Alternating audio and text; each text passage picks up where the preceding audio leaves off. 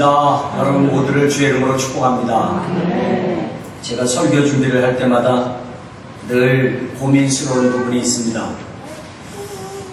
과연 누구를 대상으로 설교를 해야 될 것인가 라는 대상의 문제입니다. 우리 교회 중학교 1학년 학생이 있는 반면에 저희 어머님은 97세십니다.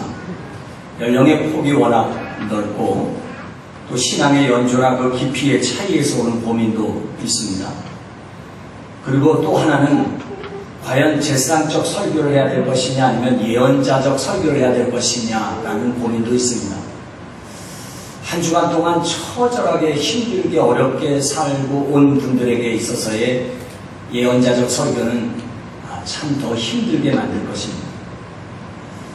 그러나 조금 더 안정되고 편안하게 산 분들에게는 아마도 예언자적 설교가 더 좋지 않을까 이런 고민도 해봅니다. 그러나 분명한 사실 한 가지 믿는 게 있습니다. 그건 무엇인가 하면 성령은 한 분이시라는 겁니다. 그래서 그 성령께서 다양한 삶의 자리에서 또 대상이 다양해도 하나님께서 동일하게 역사하실 것을 확신합니다. 필립 피터 던이라고 하는 미국의 저널리스트가 있는데 이분이 이런 말을 했습니다. 저널리즘의 사명은 고통받는 이들에게 위로가 되고 고통받는 이들에게 위로가 되고 안정된 사람을 뒤흔드는 것이다. 이 말이 딱 맞습니다. 오늘 제가 하나님의 말씀을 대언하는 저의 말이 사람 말이 안 되길 원하고 이 말이 성령의 말씀이 되어서 정말 고통 속에 살다 온 이들에게는 위로가 되시기를 축복합니다. 그리고 안정된 사람들에게는 뒤 흔드는 역사가 있기를 축복합니다. 그런 사모하는 마음을 가지고 주님을 찬양합니다. 주 내 맘에 모신 후에 라는 찬양을 우리 같이 하십시다. 그리고 말씀 나눕니다.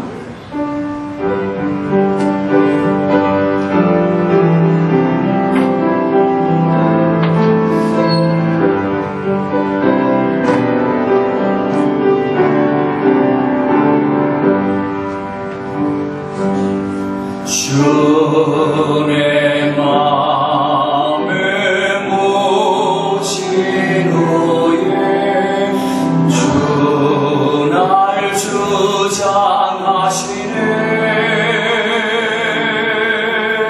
주께 내 맘 드린 후에 더욱 섬길수록 더 귀한 주님, 더욱 섬길수록 더 귀한 주님, 더 사랑할수록 주 날 사랑해. 매일 내 맘속에 기쁨 넘치네. 더욱 섬길수록 더 귀한 주님, 주의 맘에 모신 후에 주 날 주장하시네. 주께 내 맘 드린 후에 더욱 섬길수록 더 귀한 주님. 아버지, 오늘 저희들 모였습니다. 섬길수록 더 귀한 주님을 찬양합니다. 주님, 이 시간 어떤 이들에게는 이 말씀이 뒤흔드는 말씀이 되게 하시고 어떤 이들에게는 이 말씀이 위로의 말씀이 되게 하옵소서. 성령의 도움을 구합니다. 종은 도구로 사용해 주시옵소서. 예수님 이름으로 기도를 드립니다. 아멘.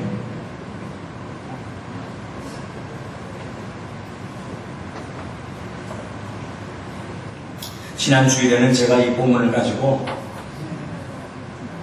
어디서 와서 어디로 가는지 아노라, 주님의 이 말씀을 중심으로 이 본문의 한 절을 가지고 말씀을 나눠서 오늘 이 본문을 다시 들고 나왔습니다. 그리고 지금 이 때와 이 본문이 가장 적당한 때인 듯 싶어서 확신을 가지고 말씀을 듣고 섰습니다. 우리 주님이 초막절이 끝난 후 성전에 남아서 저희들을 지키러 온 우리에게 말씀을 가르치고 계셨습니다. 그런데 이런 예수님의 모습을 못마땅하게 여기는 사람들이 있었습니다. 그들은 바로 종교 지도자애들인 서기관들과 바리새인들이었습니다. 어떻게 하면 눈에 가시와 같은 이 예수를 잡아 죽일 수는 없을까 고민하던 저들에게 찬스가 왔습니다.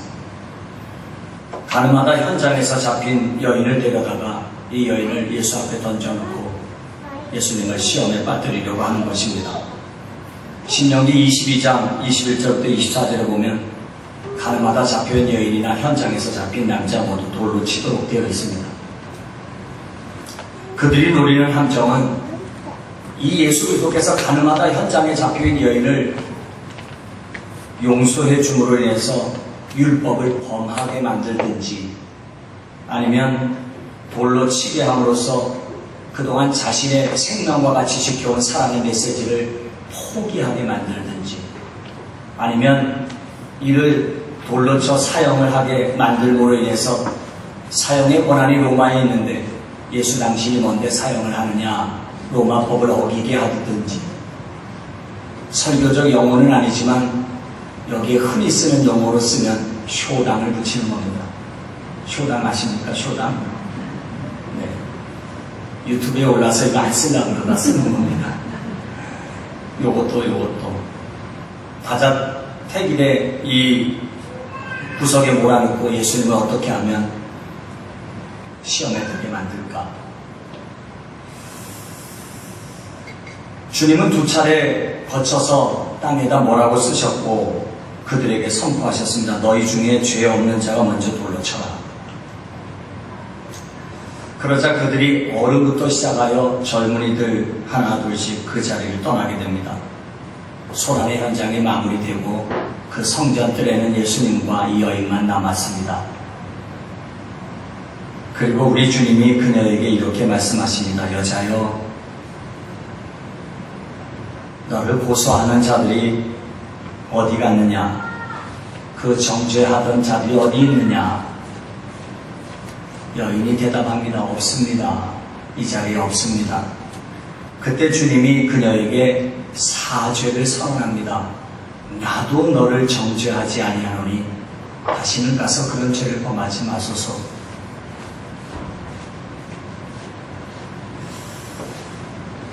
우리 주님의 의도를 조금 잘 파악하기를 원한다면 참 재미있는 연구가 있는데 그게 뭐냐면 이 복음서에 있는 예수님과 종교 지도자들이 논쟁한 사건만 찾아보아도 예수님이 도대체 이 세상에 오셔서 무엇을 하고 싶어 했는지 그 의도를 파악하는데 아주 빠를 수가 있습니다.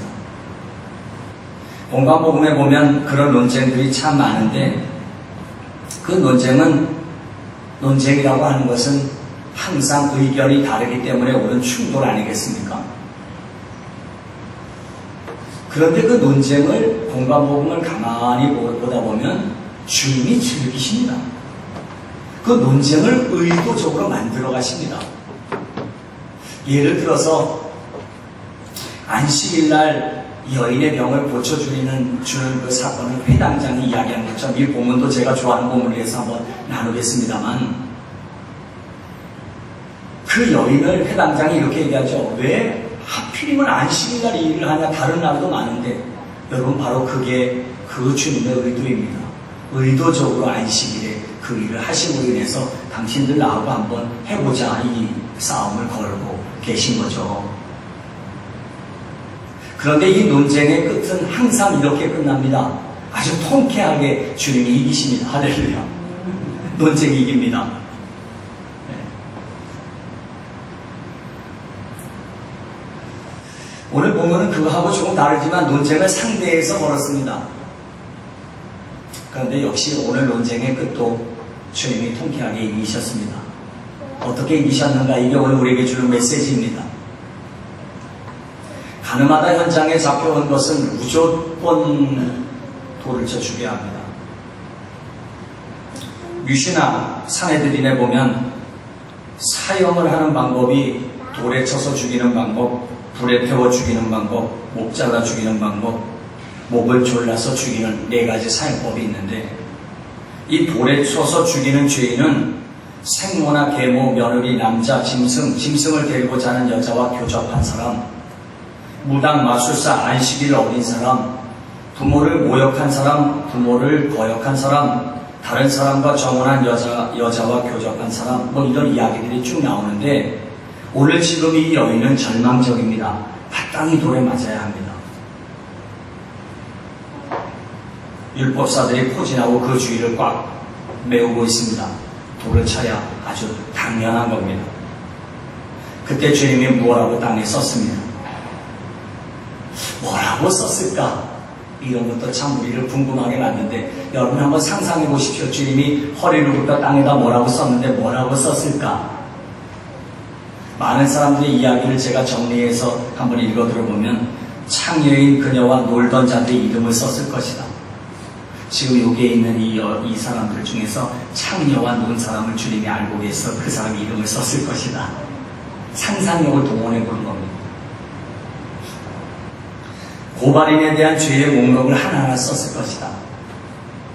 죄 없는 자가 먼저 돌로 치라는 7절의 말씀을 미리 거기다 썼을 것이다. 용서한 사람은 하나님이 기억하리라 라고 하는 예레미야 17장 13절의 말씀을 썼을 것이다. 악한 이의 행동에 동참하지 말라는 출애굽기 23장 1절의 말씀을 썼을 것이다. 율법의 조항들을 하나하나 썼을 것이다. 이게 주석가들이 이야기하는 아주 다양한 상상력입니다. 그런데 이것을 우리에게 중요하지 않습니다. 젊은 사람, 늙은 사람부터 젊은 사람까지 한 사람 한 사람 그 자리를 떠난 이유는 뭘까? 이것도 궁금하죠? 아마 늙은 사람들은 죄를 많이 졌기 때문에 빨리 갔을 것이다. 이 상상력도 동원할 필요 없습니다. 주님이 의도하는 것은 무엇일까요? 2000년이 지난 이후에 우리에게 주님께서 남기고 싶었던 주님의 그 스피릿 정신은 무엇일까요? 그 주님의 의도는 무엇일까요? 그건 누구도 정죄하지 말고 누구도 판단하지 말고 살라는 것입니다. 세상에 그 무엇보다 우선은 용서이라는 겁니다. 현장에서 잡혀온 여인, 무엇보다도 어긋난 율법을 범한 이 여인, 아주 당연히, 아주 마땅히 그 수식어를 동원해서 아주 당연히, 아주 당연히, 아주 마땅히 이 여인이 돌에 맞아야 될 이 마땅함 앞에 그 마땅함을, 그 당연함을 이기는 힘은 정죄요 판단이 아니라는 겁니다. 사랑이요 용서라는 겁니다. 이것이 주님이 이 땅에 이루고 싶었던 하나님의 나라였습니다.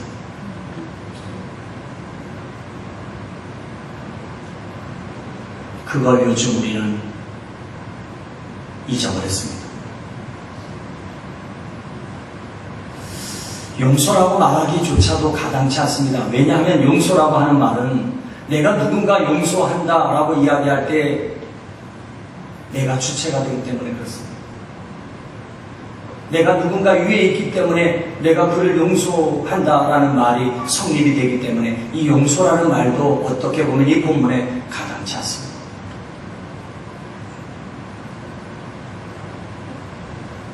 어느 누구도 어느 누구에게 돌을 들 자격이 없다는 겁니다.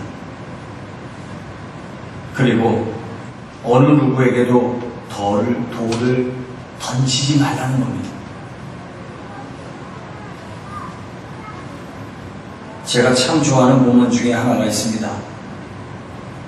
천국은 마치라고 시작하는 마태복음 13장의 본문을 되게 좋아하는데 그 중에 여러분 잘 아시는 가라지의 비유에 대한 이야기가 나옵니다. 24절부터 나오는 비유인데 예수께서 그들 앞에 비유로 말씀하여 이르시되 천국은 좋은 씨를 제밭에 뿌린 사람과 같으니 라고 시작합니다. 사람들이 잘 때 원수가 가서 곡식 가운데 가라지를 더 뿌립니다. 싹이 나고 결실할 때에 가라지도 보입니다. 집 주인의 종들이 그 주인에게 말합니다. 주인님, 밭에 좋은 씨를 뿌리지 아니하였나이까? 그런데 왜 가라지가 어디서 나온 겁니까? 주인이 말씀합니다. 원수가 이렇게 하였구나. 종들이 말합니다. 그러면 우리가 가서 이 가라지를 뽑기를 원하십니까? 그때 주인이 말합니다. 가만히 두라. 가만히 두라. 가라지를 뽑다가 곡식까지 뽑을까 염려하노라. 둘 다 추수 때까지 함께 자라게 두라. 추수 때 내가 추수꾼들에게 말하기를 가라지는 먼저 거두어 불사르게 단으로 묶고 곡식은 모아 내 곳간에 넣으리라 하리라. 이렇게 말씀합니다.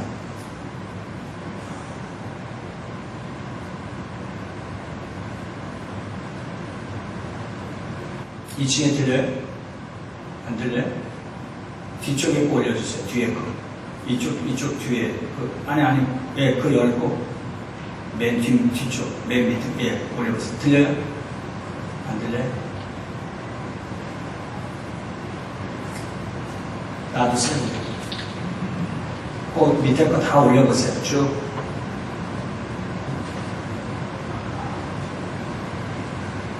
다 올려놔요. 안 들리면 그냥 거기서 들린대요. 예, 됐습니다.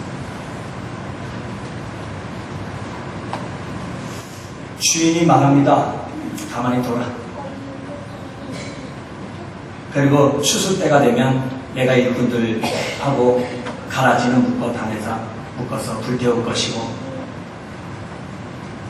그리고 곡식은 모아 곡간에 넣으리라. 이렇게 얘기합니다. 여러분이 마태복음 저자가 의도한 천국, 하나님 나라는 우리가 생각하는 미래적 하나님 나라보다는 잘 아시다시피 here and now, 지금 여기에 있는 천국을 되게 중요하게 여깁니다. 그래서 그 유명한 주님의 산상수훈의 말씀을 이렇게 시작합니다. 마음이 가난한 사람은 천국이 저희 것이니요. 천국을 미래에 우리가 거할 그 어딘가의 장소적인 개념보다 중요한 주님이 내 안에 거하고 있는 이곳, 그 다스림, 그 통치를 천국이라고 이야기합니다. 그렇다면 마태복음 13장의 이 가라지 비유의 마지막, 이 마태복음의 저자가 추수 때가 되면 가라지는 묶어서 단을 만들어 불사를 것이요 곡식은 묶어서 곡간에 들인다고 하는 이 말은 가만히 연구해보면 후대에 아마 교회적인 관점에서 첨부됐을 것으로 저는 보고요. 이 핵심적인 이 가라지 비유의 중심은 가만히 두라는 말입니다. 천국은 가만히 두는 사람에게 있다는 겁니다. 이 천국은 가라지와 곡식 사이를 보고 그냥 가만히 두는 사람 속에 천국이 있다는 말입니다.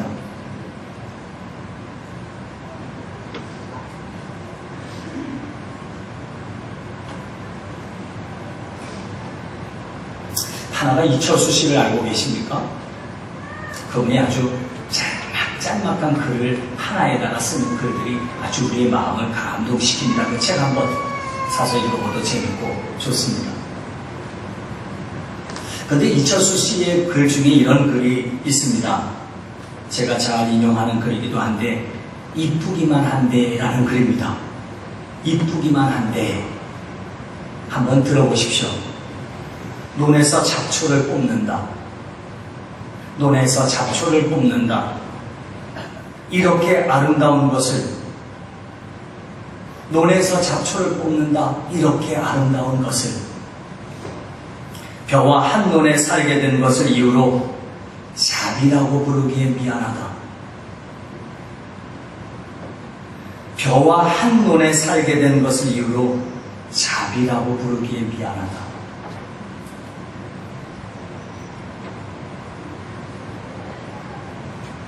왜 우리는 늘 벼인가요? 왜 나는 늘 벼고 늘 상대는 잡초인가요? 며칠 전 손석희 씨가 제12시 뉴스 앵커 브리핑에서 아무도 찾지 않는 바람 부는 언덕에 이름 모를 잡초야, 이 노래 갖고 앵커 브리핑을 시작하는 걸 들어보셨습니까?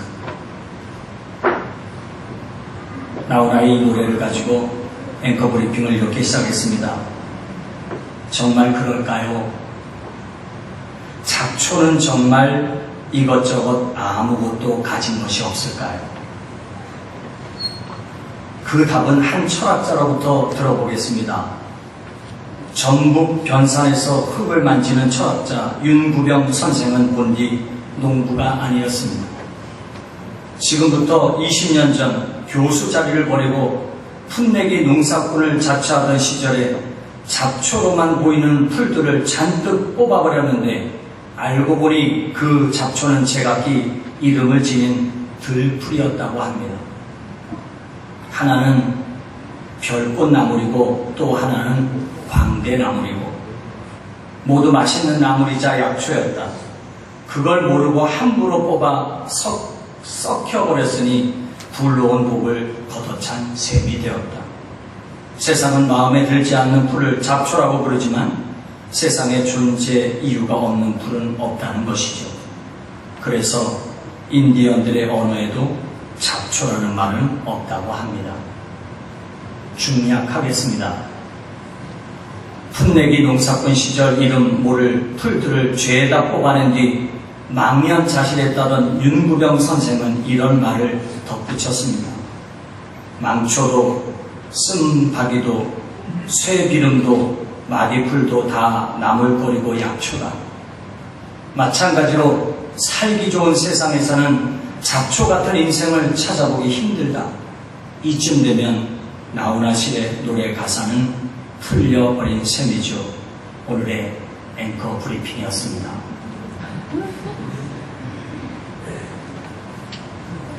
저는 이런 이철수 씨의 이야기나 이런 이야기를 듣고 읽을 때마다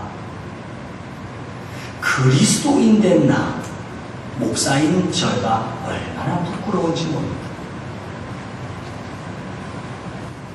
예수를 곁에 두고 있지 않는 사람, 예수를 그리스도로 고백하지 않는 사람들조차도 삶의 자리에서 이렇게 살아내고 있는데 왜 우리는 늘 벼의 입장에 있을까? 우리는 왜 상대는 늘 잡초이어야 하고 나는 꼭 벼이어야만 하는가? 이 부끄러움이 제 속에서 낱낱이 올라옵니다.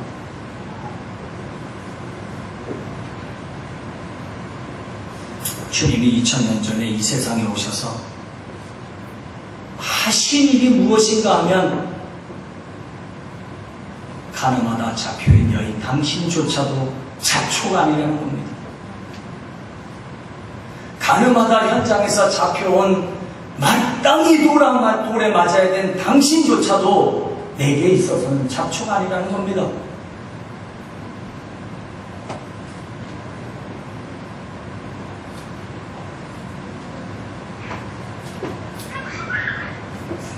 그런데 주님의 이 선언 앞에 우리는 부끄러워하지도 않고 여전히 매일매일 돌을 든 자리에 서 있습니다. 저 역시 목사이고 선생의 자리에 있지만 제 마음 중심의 가장 귀한 말씀은 바로 주님의 이런 마음이어야 합니다. 그렇지 않습니까? 제가 가르치기는 누굴 가르칩니까? 제가 설교하기는 누굴 가르치라고 누굴 가르치겠다고 지금 설교하고 있는 것이겠습니까? 오늘 제 자신도 내려놓아야 하고 내 손에 든 돌을 아주 살며시 부끄럽게 내려놓아야 할 존재가 저입니다.